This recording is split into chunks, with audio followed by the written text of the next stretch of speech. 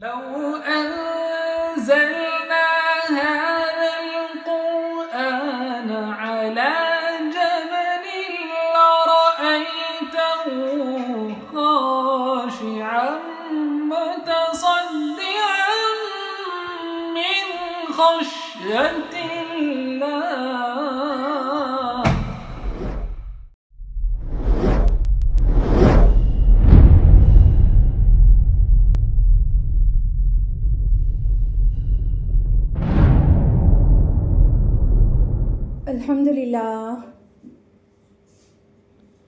अल्हम्दुलिल्लाह रब्बिल आलमीन वस्सलातु वस्सलामु अला रसूलिहिल करीम व अला आलिहि व अस्हाबिहि अजमईन।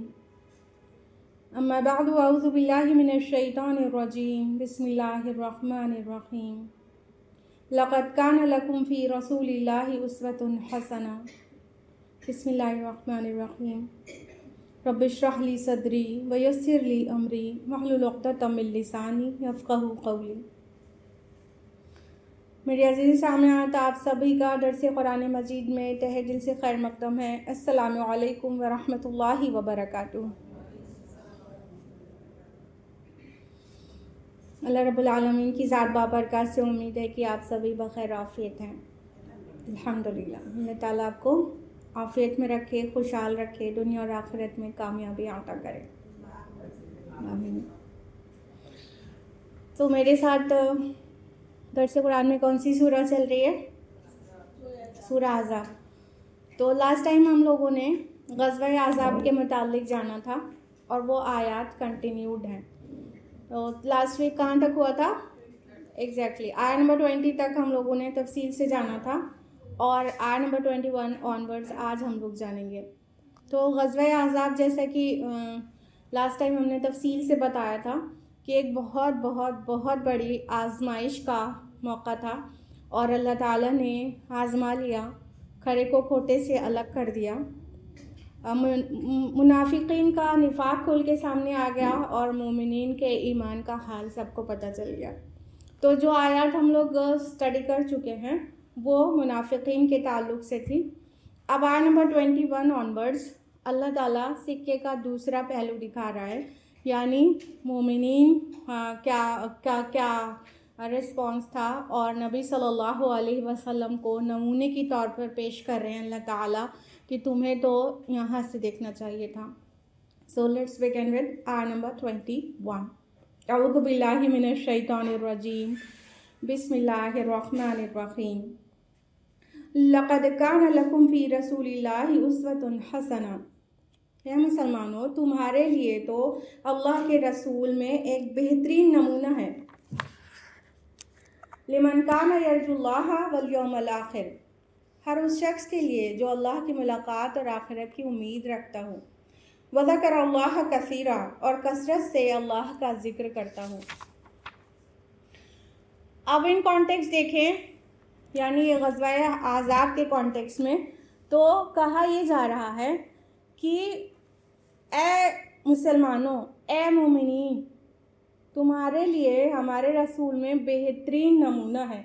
याद पीछे से भी कनेक्ट हो रही है कि मुनाफिकीन भी तो अहले ईमान ही होते हैं, ईमान के दावेदार।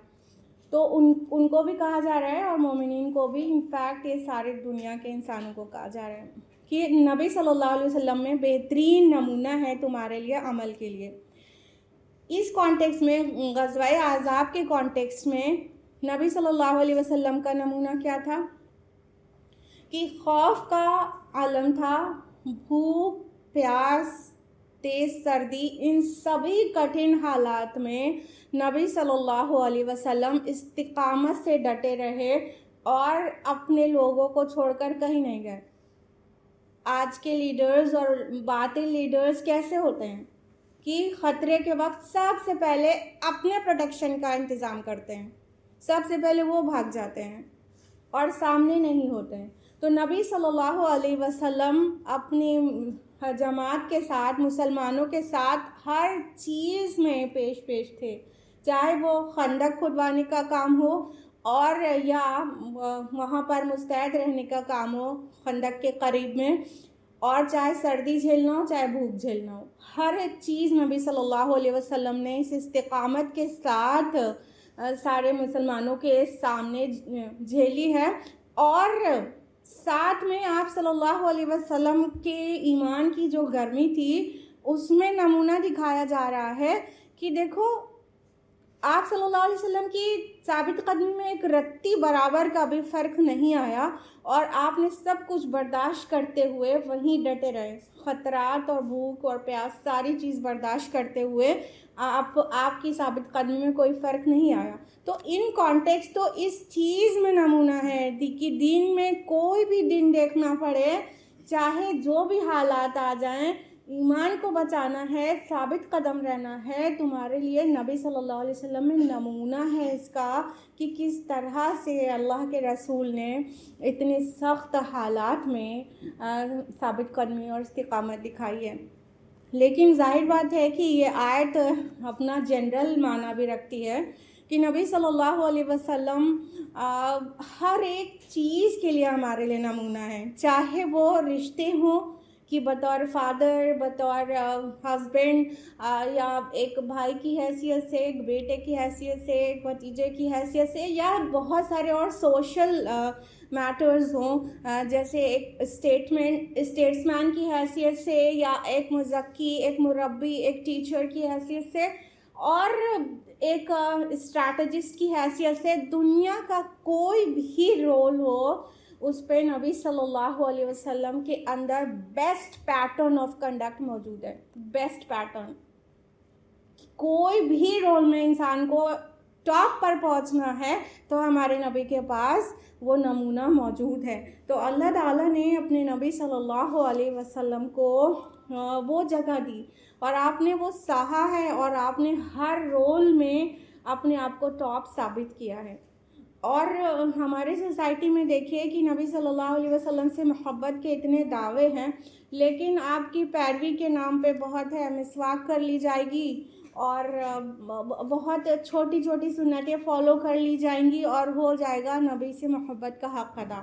लेकिन हमें गौर करना चाहिए कि इस आयत को अल्लाह ताला ने कहाँ पर प्लेस किया है। नबी के अंदर उसवा है कि दीन के लिए खपाओ, अपने आप को खर्च करो और ख़तरात मोल लेना पड़े तो मोल लो और अपने को अल्लाह ताला के सामने इस तरह से साबित कदमी के साथ डटे रहो जब भी दीन के मुतालिक कोई भी ख़तरात आए और बिल्कुल डगमगाए बगैर साबित कदम रहो।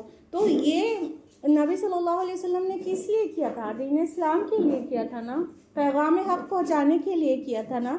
ये सारे आप अपने मिशन के मुतालिक कैसे बेखौफ होकर डटे हुए थे। तो इस बात में भी तो नमूना है। हम तो अपने कंफर्ट जोन में ही रहना चाहते हैं और कंफर्ट जोन वाली सुन्नतों को फॉलो करके सोचते हैं हमने नबी से मोहब्बत का हक़ अदा कर दिया। हमें मैदान में भी और हर मौके पे भी नबी सल्लल्लाहु अलैहि वसल्लम की सुन्नत को फॉलो करना है ना। नबी सल्लल्लाहु अलैहि वसल्लम ने जो काम नबूवत के ज़ाहिर होने से लेके आखिरी सांस तक किया है वो है दावत। उसके लिए भी तो बेहतरीन नमूना है ना। दावती मैदान में कितना कुछ सहना है, उसके लिए भी तो नबी सल्लल्लाहु अलैहि वसल्लम ही नमूना है। तो इस आयत को देखना भी चाहिए कि अल्लाह ताला ने तो इन जनरल तो ये हर चीज़ को समेटे हुए है कि नबी में नमूना है तुम्हारे लिए बेहतरीन बेस्ट पैटर्न ऑफ कंडक्ट। तो हमें ये भी गौर करना चाहिए कि ये बात कहीं और पे छोटी मैटर्स पे आ गई होती, खाना खाने के टाइम पर, या तो ठीक है उसमें भी नमूना है, लेकिन ये बात आ रही है दीन की राह में जिहाद करने और साबित कदमी दिखाने और मसाइब बर्दाश्त करने और डटे रहने और अपना सब कुछ कुर्बान करके भी अपने ईमान को बचाने और किस तरह से दीन इस्लाम के पैगाम को आगे पहुंचाना है, उस बात की जगह पे आ रही है। तो इस काम में भी नमूना है, लेकिन उससे फ़ायदा कौन उठाएगा? आयत कंटिन्यू होती है, हर उस शख्स के लिए जो अल्लाह की मुलाकात की उम्मीद रखता हो, आखिरत की उम्मीद रखता हो और अल्लाह का कसरत से ज़िक्र करता हो। ये तीन चीज़ जिसके अंदर पाई जाएगी वो इस नमूने से फ़ायदा उठा पाएगा। जैसे कुरान मजीद हुदल लिन्नास है, बकरा की 185 से पता चलता है ये हुदल लिन्नास है, सारे लोगों के लिए हिदायतनामा। लेकिन उससे हिदायत का फ़ायदा मिलता किसको है, हिदायत इससे मिलती किसको है, वो बकरा की आयत नंबर 2 में हुदल लिल मुत्तकीन, मुत्तकियों के लिए हिदायत है। तो है तो कुरान मजीद सब के लिए हिदायत, लेकिन उससे हिदायत अखज़ मुत्तकी लोग ही कर पाएंगे। सिमिलरली है तो नबी सल्लल्लाहु अलैहि वसल्लम सब के लिए नमूना, सारी इंसानियत के लिए, सारे दुनिया के लोगों के लिए। नबी सल्लल्लाहु अलैहि वसल्लम की बिअसत से लेके तब से लेके क़यामत तक के लिए हर इंसान के लिए नमूना है, हर मौके पर हर चीज़ के लिए। लेकिन उससे फ़ायदा कौन उठा पाएगा, वो जो अल्लाह से की मुलाकात की उम्मीद रखता हो। देखिए जिसको अल्लाह की रज़ा चाहिए होती है वो अल्लाह के सामने खड़े होने के मुतालिक सोचता है, तभी वो हक़ को फॉलो करने में इतनी जिद्दोजहद कर सकता है। लेकिन जिसको अल्लाह की मुलाकात की उम्मीद ना हो और आखिरत की उम्मीद ना हो, यानी आखिरा ओरिएंटेड जो लाइफ नहीं गुजारेगा और अल्लाह का जिक्र जो नहीं करेगा, तो वो भी गाफिल हो जाएगा।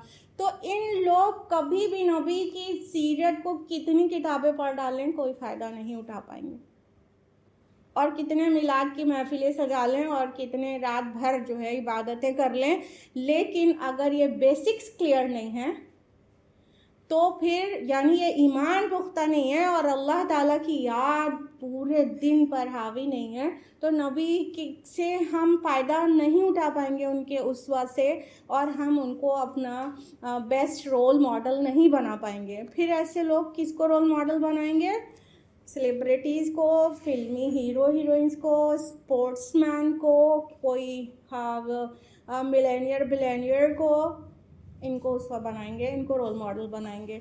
लेकिन नबी को रोल मॉडल अपनी अमल के लिए कौन बनाता है, जो अल्लाह से मिलने की उम्मीद करता है और आखिरत में खड़े होने का उसको एहसास है, और उसके दिन रात में अल्लाह की याद होती है। अल्लाह को याद करता नहीं है, अल्लाह को याद रखता है, उसके लिए नमूना है। कहने का मतलब उस नमूने से वो ही फ़ायदा उठा पाएंगे। तो अगर हम चाहते हैं कि नबी सल्लल्लाहु अलैहि वसल्लम के नमूने पर अमल करें, तो ये 3 चीज़ें अपने पे चेक कर लें, तब इंशाअल्लाह आसानी से हम अपने नबी को अपना रोल मॉडल बना पाएंगे। आयत नंबर 22, वल्लम मराल मोमिनून अल अहज़ाब, और जब अहले ईमान ने देखा उन लश्करों को, क़ालू हाज़ा मा वअदनल्लाहु व रसूलुहु व सदक़ल्लाहु व रसूलुहु, तो उन्होंने कहा कि यही तो है जिसका वादा हमसे किया था अल्लाह और उसके रसूल ने, और बिल्कुल सच फरमाया था अल्लाह और उसके रसूल ने। व मा ज़ादहुम इल्ला ईमाना व तस्लीमा, और उसने उनमें से किसी भी शय का इजाफा नहीं किया मगर ईमान और फर्माबरदारी का।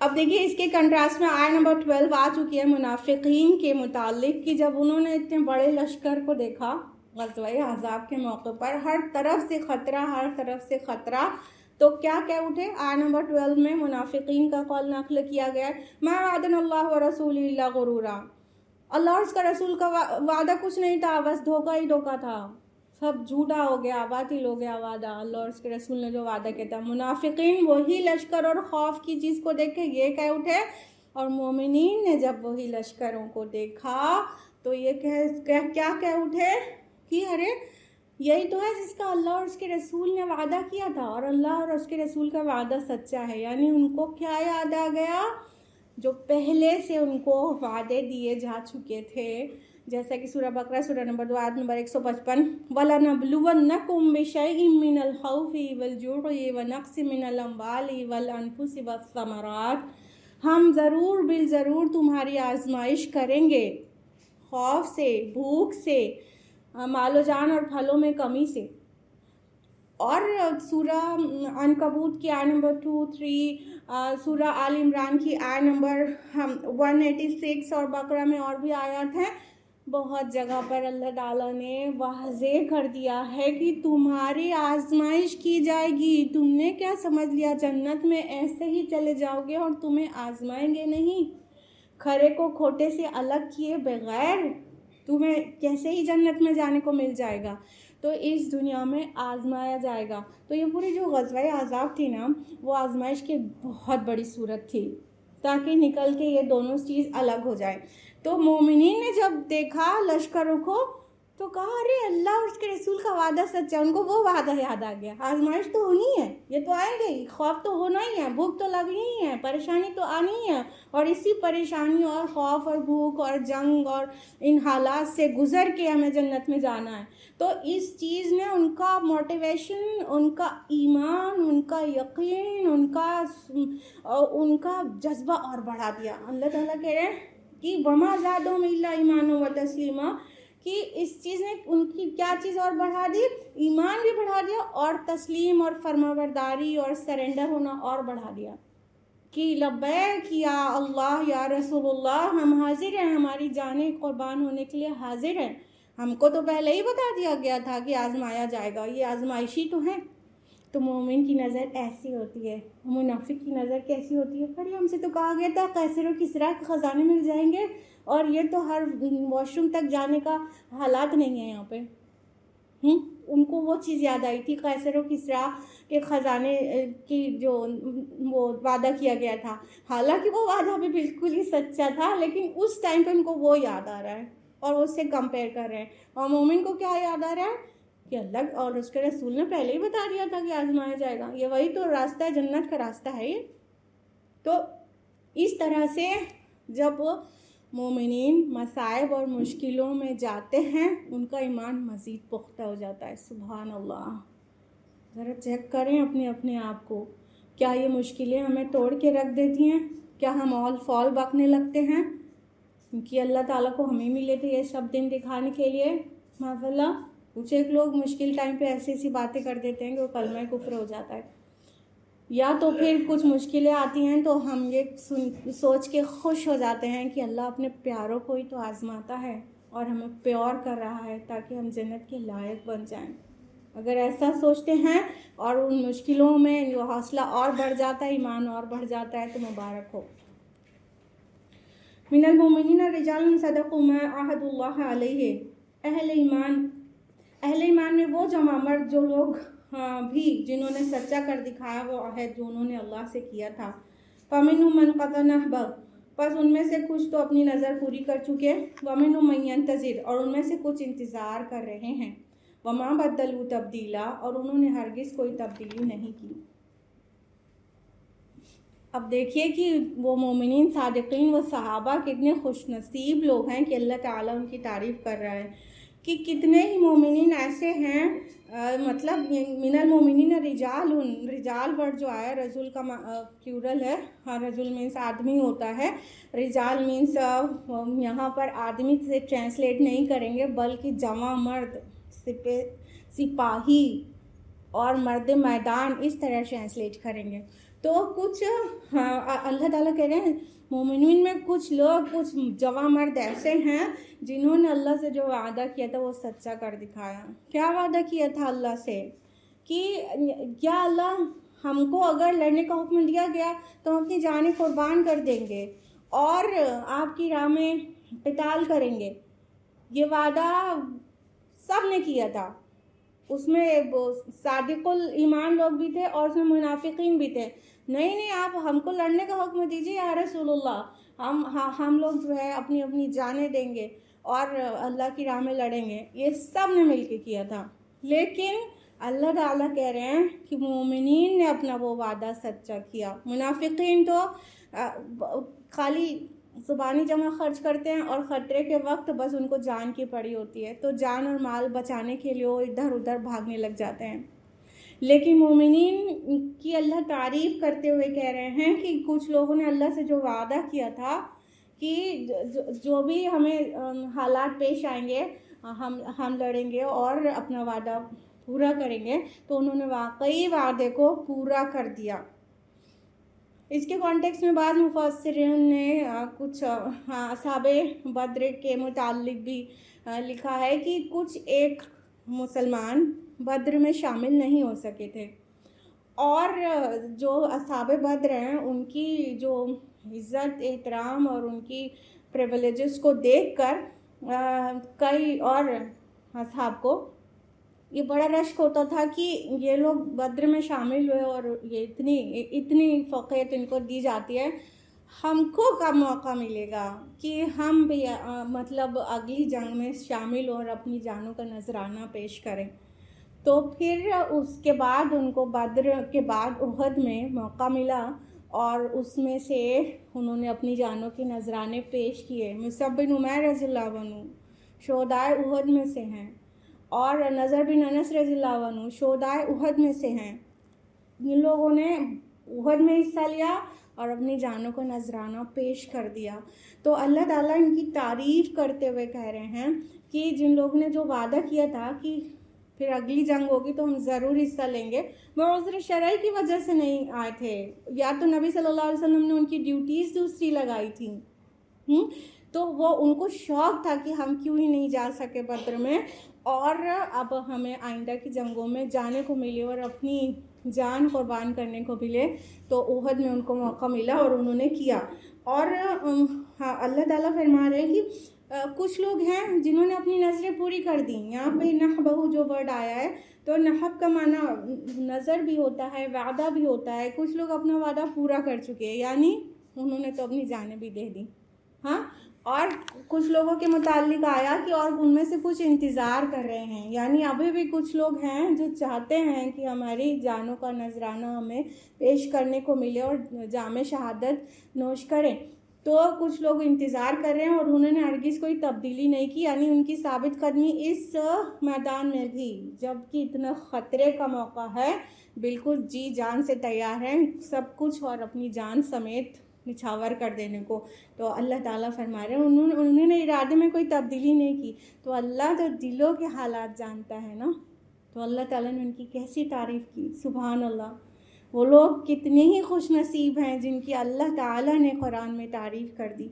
तो वो कितने ही सहाबा ऐसे थे कि उस वक्त इतने ख़तरे के हालात में, जबकि भूख प्यास और कई मसाइब साथ लगे हुए हैं, बिल्कुल साबित कदम थे और जान देने के लिए बिल्कुल ही तैयार थे।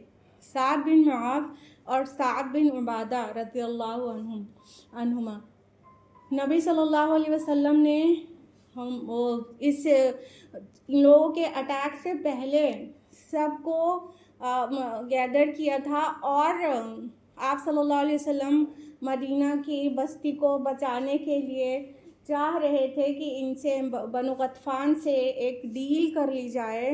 हाँ, कि बनु गतफ़ान को हम मदीना के जो फल होंगे उसका आधा इनको दे देंगे और ये वापस चले जाएं। तो साद बिन मुआज़ और साद बिन उबादा रज़ियल्लाहु अन्हुमा ये कहने लगे, या रसूलुल्लाह, ये आप ये अल्लाह का हुक्म है या आप हम लोगों को मुश्किल से बचाने के लिए ऐसा कर रहे हैं? तो रसूलुल्लाह सल्लल्लाहु अलैहि वसल्लम ने फरमाया कि तुम लोगों को बचाने के लिए। तो दोनों असहाब बोले कि अल्लाह की कसम, ये मतलब ये बनु गतफ़ान और ये उनके ट्राइब्स ज्यूस के, ये लोग अय्यामुल जाहिलिया में हम लोगों का कुछ नहीं बिगाड़ सके, तो अब अल्लाह ने हम लोगों को आपके ज़रिए से इज़्ज़त दी है और हम लोगों के लिए नहीं करें और जंग हम करेंगे और डील नहीं करें। तो अल्लाह के रसूल सल्लल्लाहु अलैहि वसल्लम को बहुत खुशी हो गई। तो अल्लाह ताला उन असहाब की तारीफ़ कर रहे हैं कि उनका वादा पक्का है, दिल में इरादा है अपनी जान दे देने का दीन इस्लाम के लिए। उनके इरादों में कोई तब्दीली नहीं आई है इतने टफ़ टाइम में भी।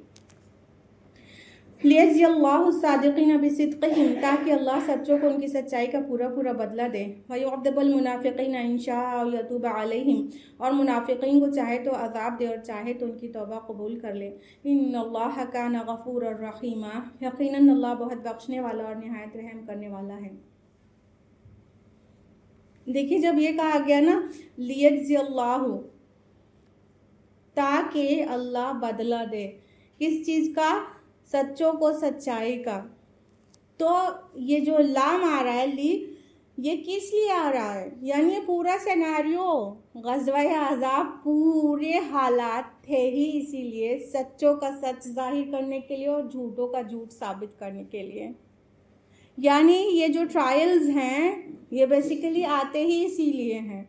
और ये ग़ज़वा-ए अहज़ाब का इतना बड़ा ट्रायल मुसलमानों के ऊपर आया कि अभी तो उससे पहले तक जो 3000 मुसलमान थे वो सब मोमिन होना क्लेम कर रहे थे ना, सभी मोमिन थे, लेकिन मुनाफिकीन उसके अंदर अंदर घुसे थे और अपने आप को मुसलमान कह रहे थे।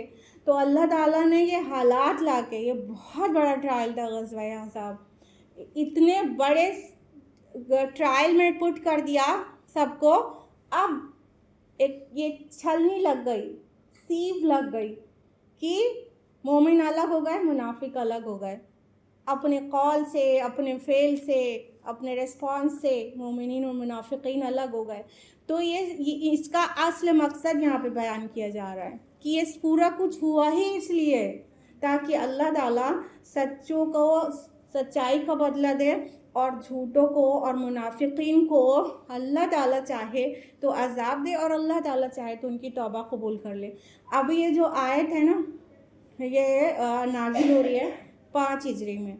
अभी मुनाफिकीन के ऊपर अल्लाह ताला इतना नहीं गज़बनाक हो रहे हैं।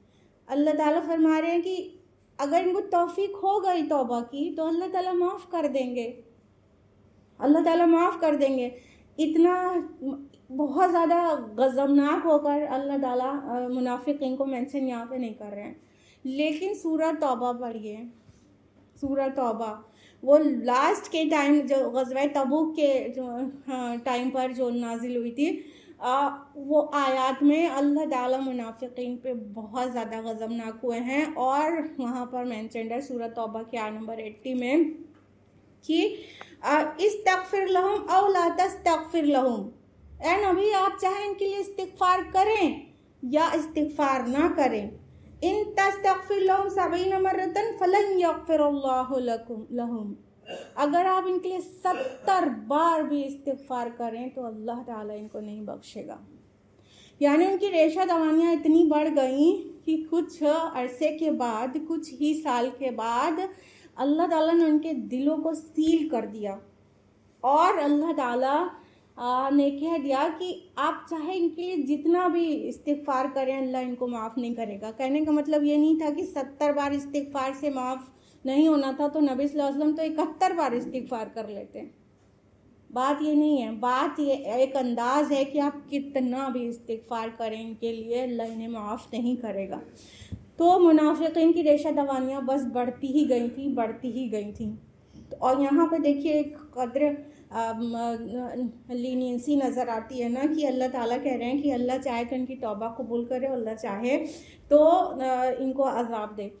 और ये अल्लाह चाहे का मतलब अल्लाह की मर्ज़ी अदल के ख़िलाफ़ नहीं होगी। इनको तौबा की तौफ़ीक हो जाएगी तो अल्लाह माफ़ कर देंगे और तौबा की तौफ़ीक नहीं होगी तो फिर अज़ाब ही भुगतेंगे।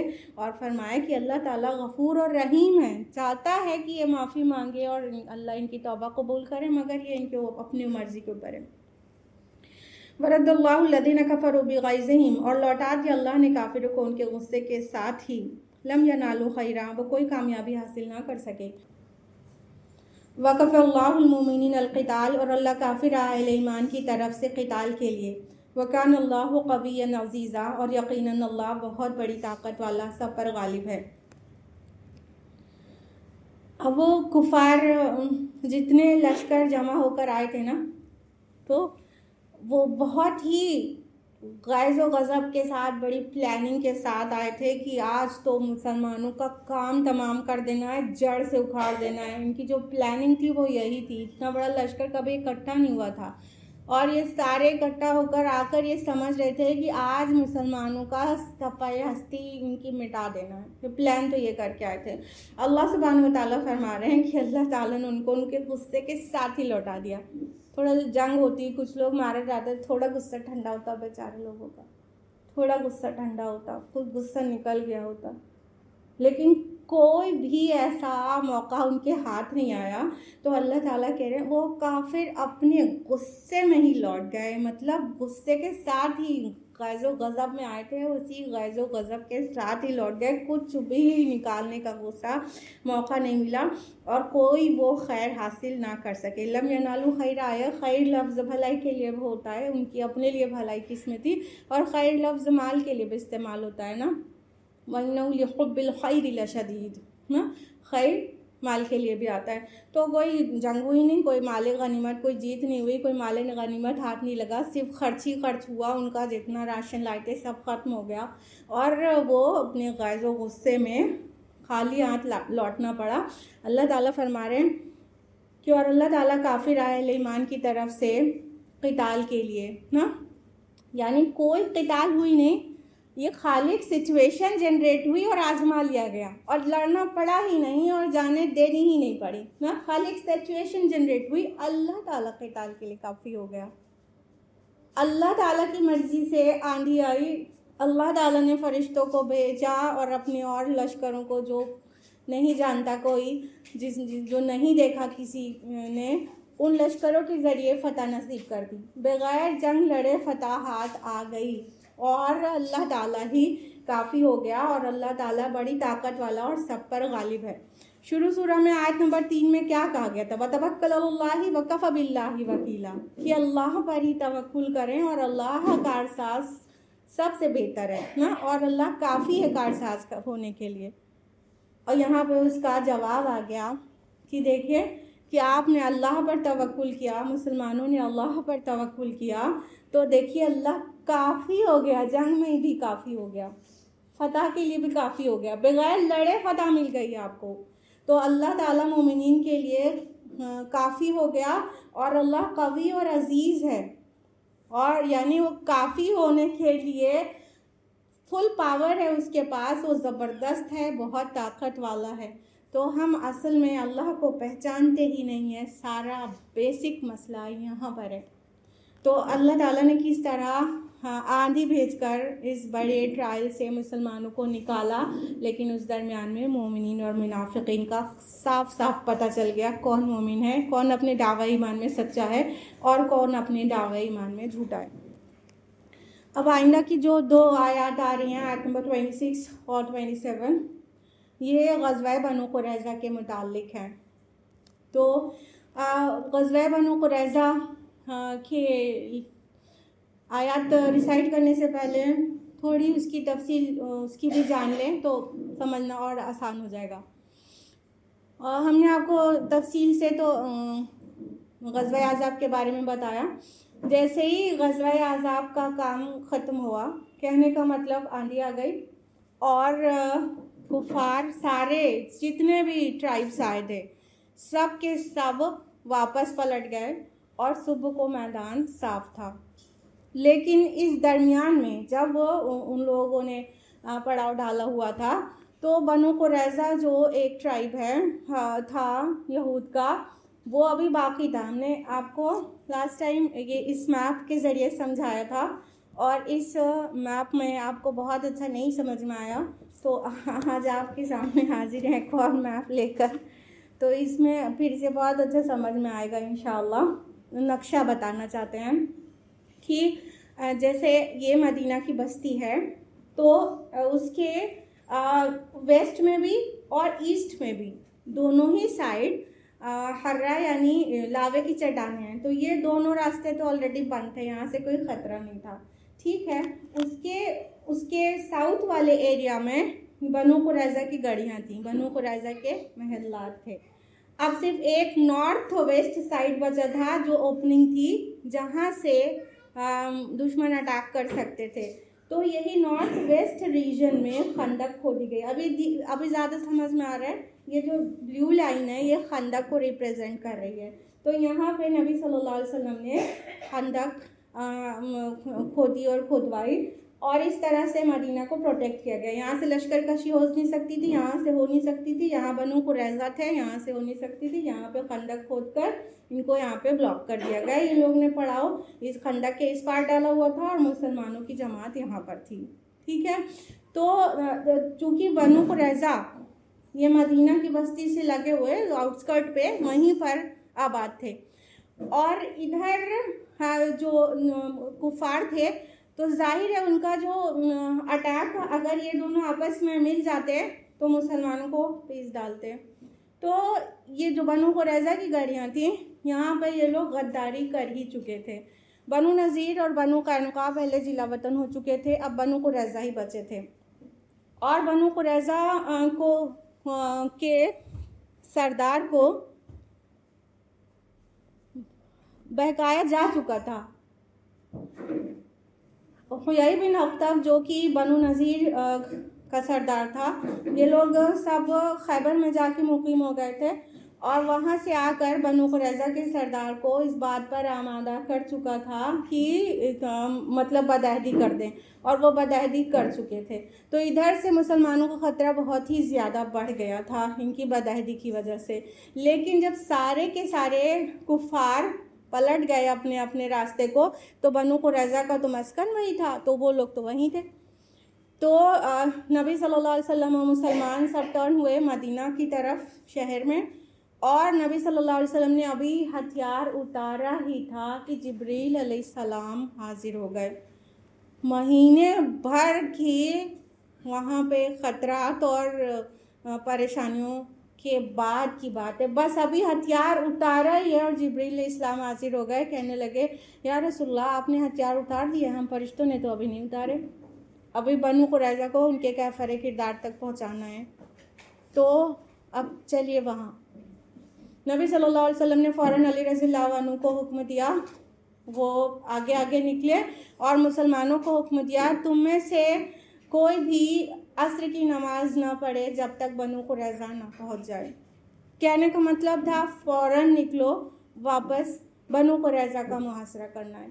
नबी सल्लल्लाहु अलैहि वसल्लम मुसलमानों समेत बनु कुरैज़ा का की जो उनकी बस्ती थी उसका मुहासरा कर दिया। वो लोग सब किले में बंद हो गए। जब अली रज़ियल्लाहु अन्हु गए थे ना, अभी सारे मुसलमान नहीं गए थे ना, तो बहुत बदतमीज़ी कर रहे थे वो लोग और अपनी बदअहदी को ज़ुबान से बयान कर रहे थे और नबी सल्लल्लाहु अलैहि वसल्लम की शान के ख़िलाफ़ बातें कर रहे थे। उनको अंदाज़ा नहीं था कि ये इतना थके हुए लोग एक महीने से ये वापस हम पर अटैक करने के लिए आ जाएंगे। लेकिन अल्लाह के रसूल की जमात देखिए इतनी डिसिप्लिन थी। सब जब पहुंच गए तो उनके छक्के छूट गए, सब के सब किलों में कैद हो गए और सोचा होगा कि ये अब चले जाएंगे तब चले जाएंगे, अब किले में बंद हैं। करीब 20 से 25 दिन हो गया और किले में कितने ही दिन तक कोई अंदर रह सकता है और राशन पानी कितना ही उसको मैसर आ सकता है। लिहाजा अब इस डील इस पे फाइनल हुई कि हम औस कबीले के सरदार साद बिन मुआज़ रज़ियल्लाहु अन्हु थे कि साद बिन मुआज़ हमारे लिए जो फैसला करेंगे उसको हम मान लेंगे। तो नबी सल्लल्लाहु अलैहि वसल्लम ने साद बिन मुआज़ रज़ियल्लाहु अन्हु को शहर से बुलाया, क्योंकि साद बिन मुआज़ रज़ियल्लाहु अन्हु बुरी तरह से ज़ख्मी थे और जब उनको लगा था ना ज़ख्म, तो उस वक्त उन्होंने अल्लाह से यही दुआ की थी कि अल्लाह ताला अगर जब तक बनु कुरैज़ा का फ़ैसला ना हो जाए मुझे ज़िंदा रखिए। और औस कबीले और बनु कुरैज़ा का अयामुल जाहिलिया में हलीफाना ताल्लुक़ था, वो दोनों आपस में एक दूसरे के हलीफ भी थे और ताल्लुकात भी अच्छे थे। तो ज़ख्मी हालत में अल्लाह ताला ने साद बिन मुआज़ रज़ियल्लाहु अन्हु को ज़िंदा रखा और ज़ख्मी हालत में वो किसी तरह गधे पे सवार करके ले जाए गए। और जब वो जा रहे थे तो इधर औस कबीले के लोग कह रहे थे साद बिन मुआज़ रज़ियल्लाहु अन्हु से, साद नरमी करना, हमारे हलीफ रहे हैं, नरमी करना, ध्यान देना, ये बनु कुरैज़ा हमारे हलीफ रहे हैं, हमारे अपने हैं, हमारे साथी हैं, ध्यान देना। और साद रज़ियल्लाहु अन्हु कुछ भी नहीं बोल रहे थे, लेकिन वो लोग ने इतना ज़्यादा सवाल किया उनसे, इतना ज़्यादा बात कही कि उन्होंने कहा कि अब वो वक्त आ गया है जब साद ये साबित कर दे कि मोमिन किसी मलामत करने वाले की मलामत से नहीं डरता है। फिर साद रज़ियल्लाहु अन्हु वहाँ पहुँचे तो नबी सल्लल्लाहु अलैहि वसल्लम ने उनका एहतराम करने के लिए कहा कि अपने सरदार के लिए खड़े हो। फिर सब ने उनका एहतराम किया और साद रज़ियल्लाहु अन्हु ने यह फ़ैसला सुनाया कि इनके जितने जंग के काबिल मर्द हैं इनको कत्ल कर दिया जाए और इनकी औरतों और बच्चों को ग़ुलाम बना लिया जाए। और अल्लाह के रसूल सल्लल्लाहु अलैहि वसल्लम ने फरमाया कि साद ने वो फ़ैसला किया है जो सातों आसमान पर अल्लाह रब्बुल आलमीन का फ़ैसला है। ये फ़ैसला सुनाने के बाद साद रज़ियल्लाहु अन्हु की शहादत हो जाती है और बुखारी मुस्लिम की मुत्तफ़क़ुन अलैह रिवायत है कि जब शाद रज़ियल्लाहु अन्हु की शहादत हुई है तो अर्शे इलाही हिल गया और 70,000 फरिश्ते उनके जनाजे में शरीक हुए। और इसको बहुत प्रोपेगेंडा किया जाता है कि बनु कुरैज़ा के लोगों को, मर्दों को कत्ल किया गया, लेकिन बदअहदी की यही सज़ा तौरात में भी है, गद्दारी की। और इससे पहले के जो दोनों कबाइल थे उनके साथ नरमी की गई, बनु नज़ीर और बनु कैनुका। तो उन्होंने क्या किया, जाके दूसरी जगह खैबर में और कुछ यहाँ वहाँ मुकीम हो गए। और फिर इस मौके पर उन्हीं मुसलमानों की रहम के ऊपर अल्लाह के रसूल ने जाने दे दिया ना, रहमत भरा फैसला किया। उन लोग ने भी गद्दारी की थी, उनके साथ रहमत भरा फैसला किया। तो इन्होंने क्या किया, ये पूरी जमीयत इकट्ठा होके मुसलमानों को जड़ से ख़त्म करने का प्लान बनाया उन्होंने। और बनु कुरैज़ा की अभी तो उनकी मिसाक बाकी थी ना, वो मदीना के पास ही थे ना, मदीना में ही थे, तो उनको तो बदअहदी नहीं करनी चाहिए थी, लेकिन उन्होंने बदअहदी की। और जब किला फतह हुआ है तो बहुत सारी तलवारें, खंजर, नेज़े और बहुत सारे असलहे वहाँ मिले हैं। फुल प्लानिंग थी कि ये इधर से और हम इधर से अटैक करेंगे और मुसलमानों का काम ख़त्म कर देंगे। तो बदअहदी की सज़ा तो तौरात में भी यही है, और गद्दारी की। तो दो के साथ नरमी बढ़ती गई तो उन्होंने क्या किया, फर्दर गद्दारी की, फर्दर उन्होंने अपने मोहसिन लोगों के ऊपर अटैक करने का तो भड़काया। मुशरिकीन आए थे इनके वजह से, मुशरिकीन को भड़काने का काम इन्होंने किया था, यहूद ने किया था।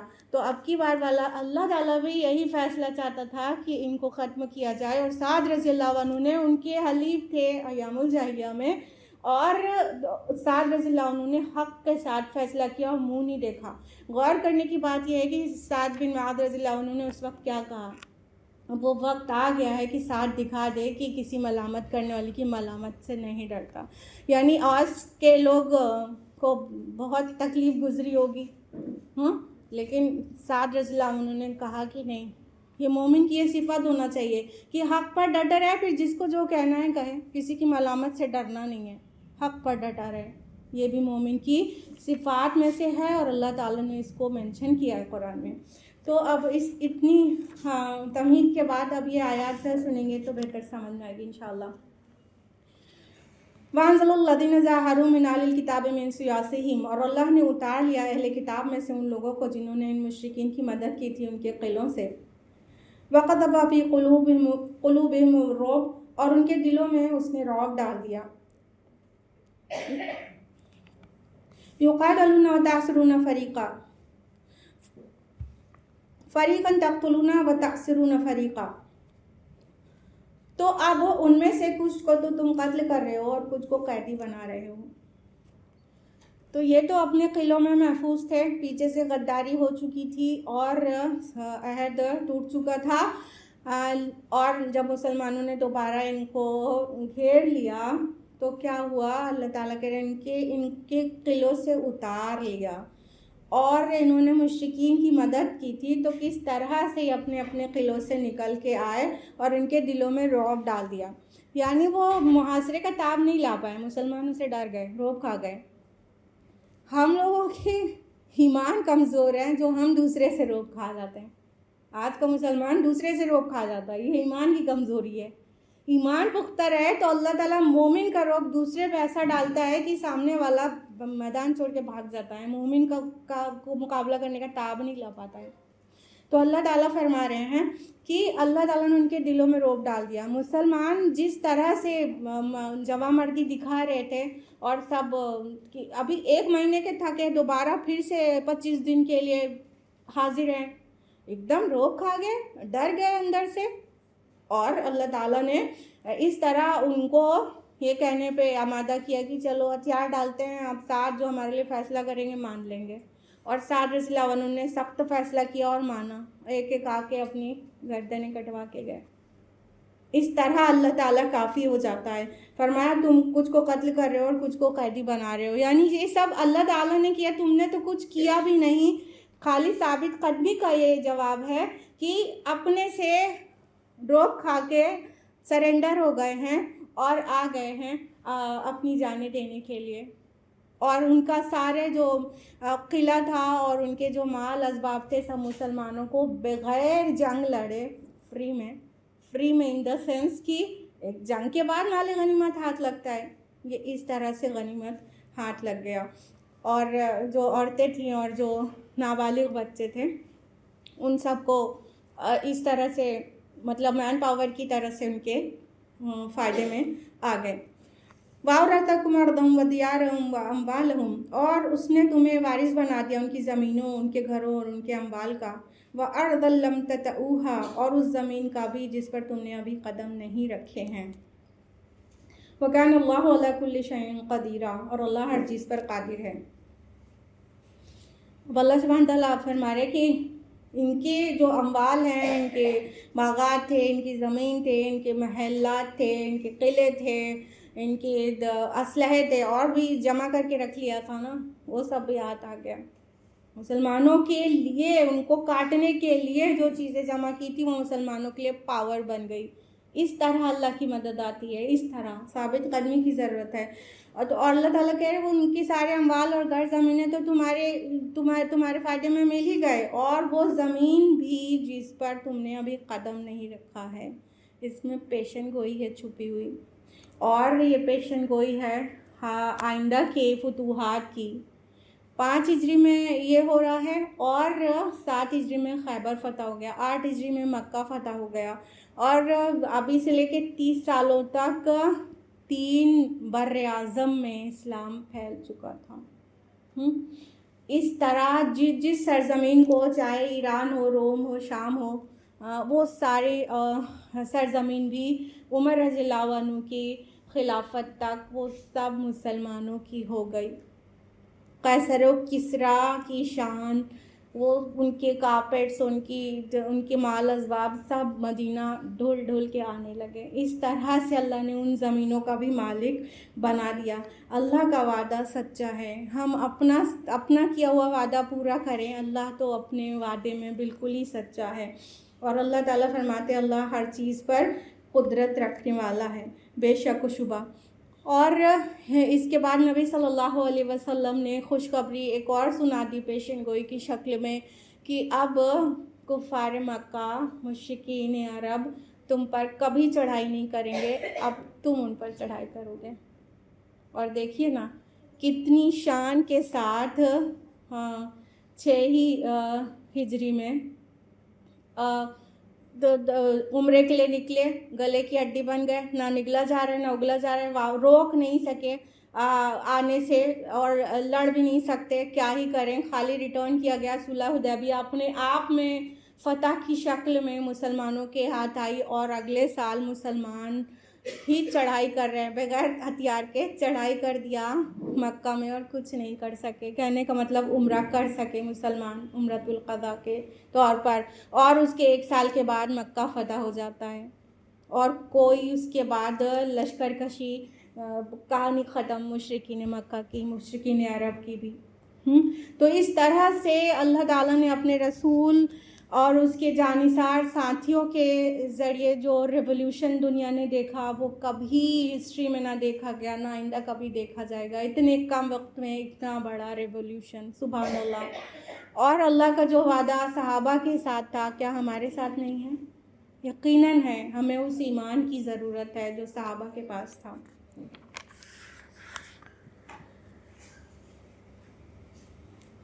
अब यहाँ से मज़मून का रुख माशरती इस्लाहात की तरफ मुड़ रहा है, जो कि पहले रुकू में जो बातें हुई थी वो अब चौथे रुकू में कनेक्ट हो रही हैं। माशरती इस्लाहात की शक्ल में आ रहा है सामने कुछ एक काम अल्लाह ताला के। और जिस तरह करीना है चैरिटी बिगिंस एट होम, उसी तरह नबी सल्लल्लाहु अलैहि वसल्लम के घर से उन माशरती इस्लाहात को किया गया।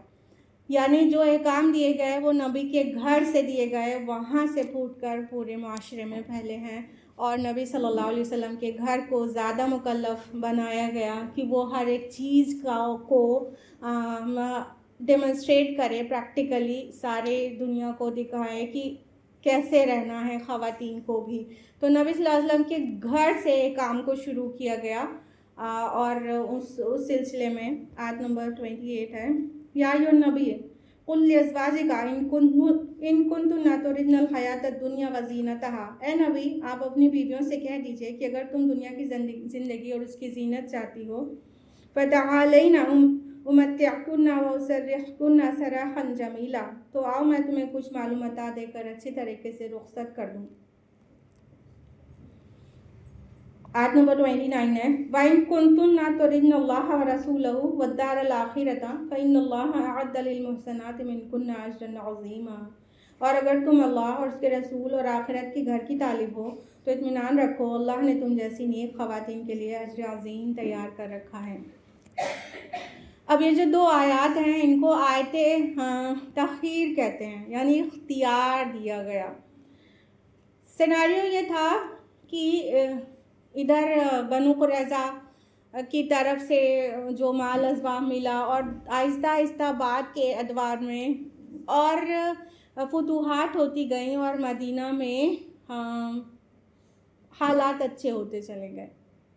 हर घर अब वेल ऑफ होने लगा, सबकी ज़रूरियात पहले से बढ़कर पूरी होने लगी, हर घर में खुशहाली आ गई, माली खुशहाली, ठीक है। तो नबी सल्लल्लाहु अलैहि वसल्लम की अज़वाज मुताहरात जो कि बहुत ही तंगी से उसके बाद भी बसर कर रही थी, इनकी तरफ से भी नबी सल्लल्लाहु अलैहि वसल्लम को ये मुतालबा गया कि हमारा भी कुछ बजट इंक्रीज़ कर दिया जाए, हमारे भी नफ़क़े में कुछ बढ़ाया जाए, बड़ी तंगी से वो लोग गुजार रही थी। तो नबी सल्लल्लाहु अलैहि वसल्लम को ये बात पसंद नहीं आई और अल्लाह ताला ने ये 2 आयत नाजिल की कि अपनी बीवियों को ये ऑप्शन दे दो, आयत तख़यीर कहते हैं। ये दोनों ये आयत लेकर नबी सल्लल्लाहु अलैहि वसल्लम अपनी बीवियों के पास गए और सब ने अल्लाह रसूल और आखिरत के घर को ही पसंद किया और किसी ने भी दुनिया के माल असबाब को पसंद नहीं किया और अपने मुतालबे से फ़ौरन दस्तबरदार हो गई। तो अल्लाह सुब्हानहू व तआला इन आयत में क्या क्या सिखा रहे हैं वो हम लोगों को गौर करने की ज़रूरत है। अल्लाह ताला फरमा रहे हैं, नबी अपनी बीवियों से कह दीजिए कि तुम अगर दुनिया की ज़िंदगी और इसकी जीनत चाहती हो तो आओ कुछ तुम्हें माल मता दे दिला दूँ, रुखसत कर दूँ, भले तरह से रुखसत कर दूँ। कहने का मतलब कि पहले तो नबी उसके पहले के काम नबी सल्लल्लाहु अलैहि वसल्लम से या नबी के एड्रेस था। अभी नबी की बीवियों के मुतालिक के काम देने के लिए या नबी कुल अज़वाजिका, ए नबी अपनी बीवियों से कह दीजिए, इस तरह से एड्रेस है। और फरमाया कि क्या तुम दुनिया की ज़िंदगी और जीनत चाहती हो। कहने का मतलब ये नबी सल्लल्लाहु अलैहि वसल्लम की अज़वाज मुतहरात जो तमाम उम्मत के लिए माएँ हैं, उम्महातुल मोमिनीन कहा जाता है ना, तो माएँ हैं सबकी, इनकी ज़िम्मेदारी बहुत ज़्यादा थी, बहुत ज़्यादा थी और इनको सारी मिल्लत के लिए उसवा बनना था। और आगे आएगा ही कि या नबी आप औरतों तुम आम औरतों की तरह नहीं हो, तुम नबी की बीवियाँ, तुम आम औरतों की तरह नहीं हो, यानी ज़िम्मेदारी बहुत बड़ी है।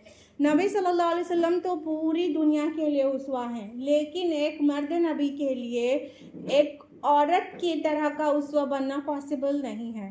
तो औरतों के लिए उसवा, नमूना, पैटर्न ऑफ कंडक्ट नबी के घर वालियों के तरफ से जाना था। तो नबी की घर वालियों की ज़िम्मेदारी बहुत ज़्यादा थी और अल्लाह ताला ने इस सख्त ज़िम्मेदारी पर उनकी सख्तियाँ और आजमाइश भी कड़ी रखी है। सबके घर में खुशहाली आ रही है, आए, तुमको ऐसे ही फ़क्र फाक़ा से गुजारना है, तुमको ऐसे ही सब्र करना है, तुमको सहना है, नबी के साथ तुमको ऐसे ही सहना, नबी के घर में ऐसे ही होगा। तो अल्लाह ताला नबी सल्लल्लाहु अलैहि वसल्लम की बीवियों के लिए हुक्म दे रहे हैं कि इनसे कह दीजिए कि अगर तुम्हें दुनिया का माल अज़वाज चाहिए तो चलो आओ, तुम्हें कुछ दे दिला दूँ और तुमको रुखसत कर दूँ भली तरीक़े से। अब इसमें कई बातें समझ में आ रही हैं। एक तो माल असबाब और जीनत हर औरत की ख्वाहिश होती है, औरत ब्यूटीफाई होना पसंद करती है और आसानियों में रहना पसंद सभी लोग करते हैं। तो उसमें नबी सल्लल्लाहु अलैहि वसल्लम की अज़वाज मुतहरात कह रही थी, तो कोई ऐसी नाजायज़ मुतालबा बिल्कुल भी नहीं था। लेकिन अगर मर्तबा बड़ा चाहिए तो कुर्बानियाँ भी बड़ी देना रहता है। बात यहाँ पे ये वाज़े हो रही है।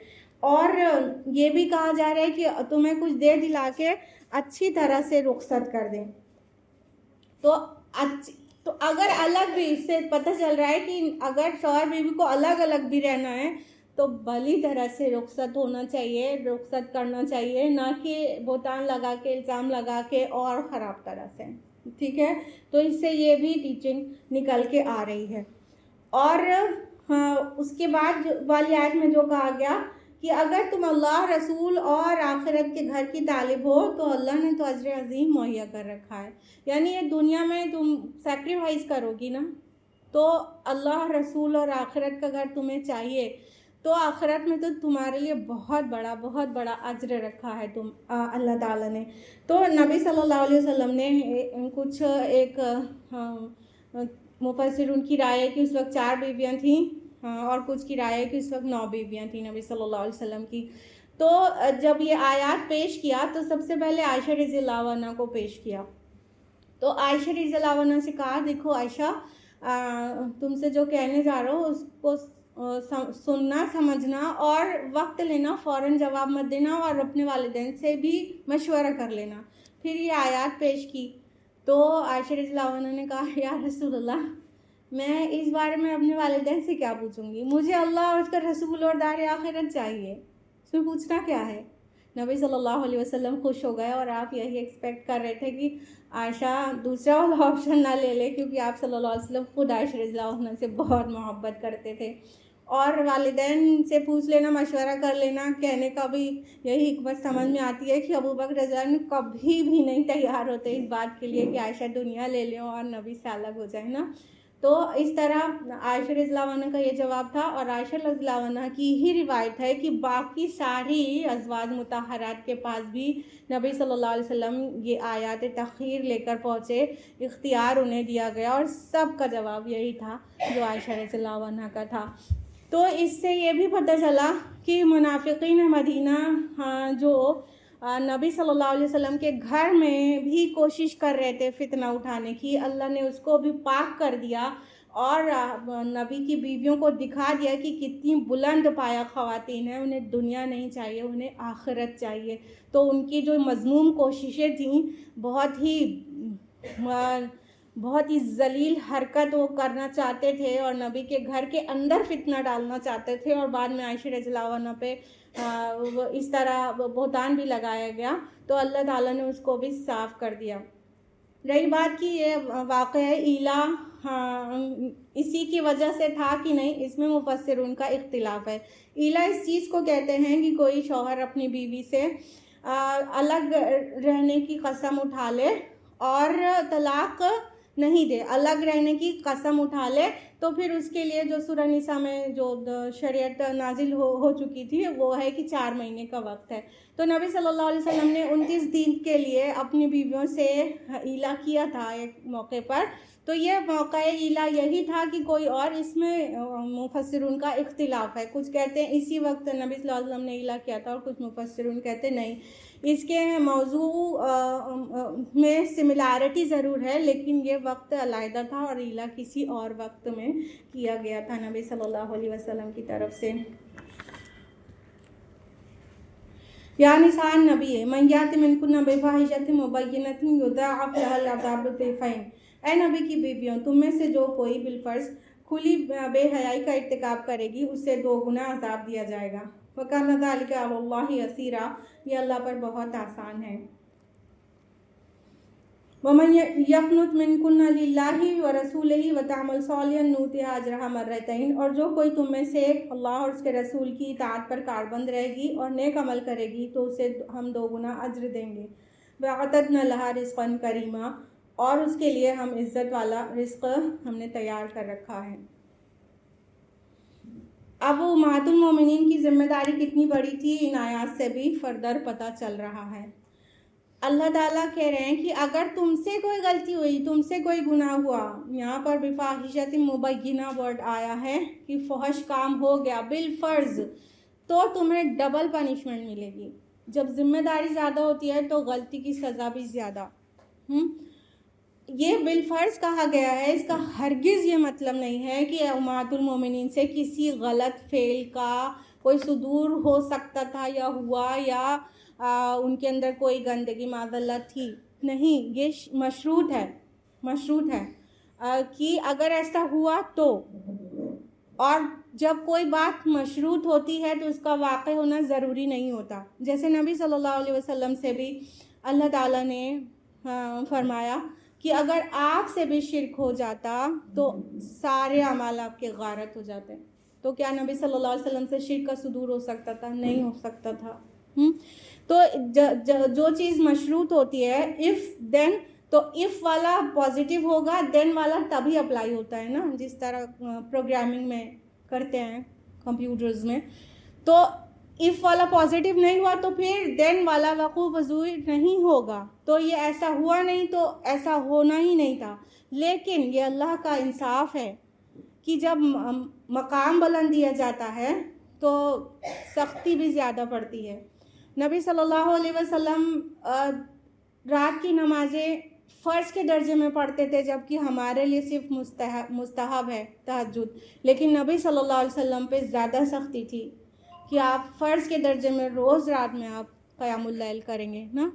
तो इस तरह नबी की बीवियों की भी ज़िम्मेदारी ज़्यादा थी, क्योंकि सारी उम्मत की औरतों के लिए उन्हें नमूना बनना था।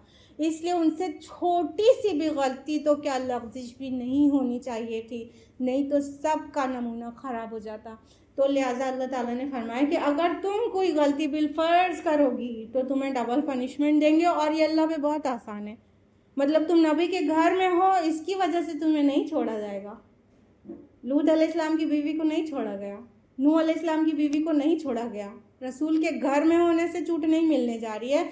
इसीलिए नबी सल्लल्लाहु अलैहि वसल्लम अपने घर की औरतों को और अपने रिश्तेदारों को हमेशा ये बात कहते रहते थे। जैसे फातिमा रज़ियल्लाहु अन्हा से, या फातिमा तो बिन्त मोहम्मद अनक़िज़ी नफ़्सका मिनन नार, ए फातिमा, ए मोहम्मद की बेटी, अपने आप को आग से बचाओ, मैं तुम्हारे लिए आखिरत में कुछ नहीं कर सकूँगा। या सफ़ियतु अम्मतु रसूलुल्लाह अनक़िज़ी नफ़्सका मिनन नार, ए सफ़िया, ए मोहम्मद की चची, अपने आप को आग से बचाओ, मैं तुम्हारे लिए आखिरत में कुछ नहीं कर सकूँगा। अपने आप को खुद आग से बचाओ। तो कहने का मतलब कि हर इंसान अपने अमाल का खुद ज़िम्मेदार है। किसी नबी के घर होने, किसी वली के घर होने, किसी मौलाना के घर होने से हम नहीं बच पाएंगे, हम अपने अमाल से ही बच पाएंगे।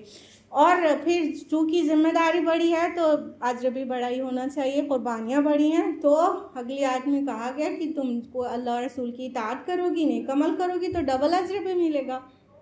जिस तरह पनिशमेंट बढ़ी उसी तरह अज्र भी बढ़ा, जिस तरह कुर्बानियाँ बढ़ी उसी तरह रिवॉर्ड भी बढ़ा। तो अल्लाह ताला ने फरमाया कि इज़्ज़त वाला रिज़्क़ तुम्हारे लिए मुहैया कर रखा है। रिज़्क़न करीमा ये ज़ाहिर कर रहा है कि ये रिज़्क़ आखिरत में जन्नत में सदक़े में नहीं मिलेगा, तुमको इज़्ज़त के साथ इनाम के तौर पे मिलेगा। सदका नहीं किया जाएगा, वो रिज़्क़न करीमा इज़्ज़त के साथ इनाम के तौर पर दिया जाएगा। अल्लाह ताला हम सभी को तौफीक दे कि हम उम्मतुल मोमिनीन को अपना उसवा बनाएं और अपने नबी सल्लल्लाहु अलैहि वसल्लम की सुन्नत की पैरवी करें। आज के लिए इतना ही। वाखिर दावाना अनिल हम्दुलिल्लाहि रब्बिल आलमीन। अस्सलामु अलैकुम व रहमतुल्लाहि व बरकातुहू।